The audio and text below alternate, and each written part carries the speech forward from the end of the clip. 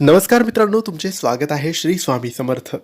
मित्रांनो, तुमच्या मनात कोणती इच्छा आहे आणि ती इच्छा तुमची पूर्ण होत नाहीये. खूप दिवस झाले तुम्ही काहीतरी मागत आहात पण ती मिळत नाहीये.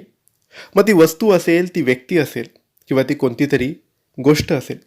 तुम्हाला हवं आहे, तुम्हाला गरज आहे, पण ते मिळत नाहीये.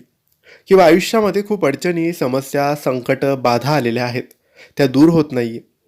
किंवा तुमच्यासमोर अनेक प्रश्न उभे आहेत, त्या प्रश्नाची उत्तरे तुम्हाला मिळत नाहीये.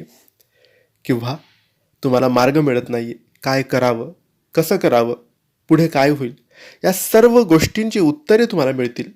तुमच्या इच्छा पूर्ण होतील. सर्व बाधा, अडचणी, दुःख, दरिद्री तुमच्या आयुष्यातून दूर होतील. तुम्हाला फक्त 3 दिवस, गुरुवारपासून, कोणत्याही गुरुवारपासून, पहिला दिवस गुरुवार, दुसरा दिवस शुक्रवार आणि शनिवार, गुरुवार, शुक्रवार, शनिवार असे 3 दिवस गुरुचरित्राचा हा अध्याय वाचायचा आहे.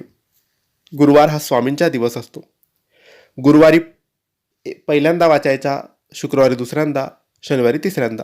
रोज सकाळी लवकर उठायचं, 6-6:30 वाजेच्या दरम्यान आंघोळ करायची आणि काहीच न खाता न पिता देवघरासमोर बसायचा, अगरबत्ती दिवा लावायचा, देवपूजा करायची आणि तुमच्या मनात जीही इच्छा आहे ती मनातल्या मनात स्वामींना सांगण्याचा प्रयत्न करायचा. हात जोडून नमस्कार करायचा. त्यानंतर गुरुचरित्राचा हा अध्याय एक वेळेस वाचायचा. 3 दिवस हा अध्याय वाचायचा आहे. 3 दिवस नॉनव्हेज खाऊ नका, व्यसन करू नका, वाईट विचार करू नका. काहीच जे वाईट आहे, जे अशुभ आहे, ते तुम्हालाही माहिती आहे, ते काहीच करू नका. जे चुकीचं आहे ते करू नका. स्वतःला पवित्र, पावन, शुद्ध ठेवा. तिसऱ्या दिवशी म्हणजे शनिवारी जेव्हा हा अध्याय तिसऱ्यांदा तुम्ही वाचाल, तेव्हा गोडधोड काहीतरी नैवेद्य करा, स्वामींना दाखवा. बस, तुम्हाला अगदी सोप्या पद्धतीने हा अध्याय तुमच्या देवघरात बसून वाचायचा आहे. हा अध्याय आहे गुरुचरित्राचा 21वा अध्याय. याची गुगलवरून PDF फाईल डाउनलोड करून तुम्ही वाचू शकतात.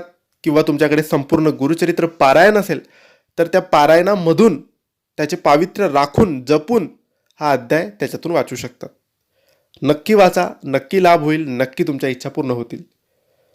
ही माहिती आवडली असेल तर लाईक आणि शेअर करा. काही प्रश्न असेल तर कमेंटद्वारे विचारा. आमच्या चॅनलला सबस्क्राईब करायला विसरू नका. धन्यवाद. श्री स्वामी समर्थ.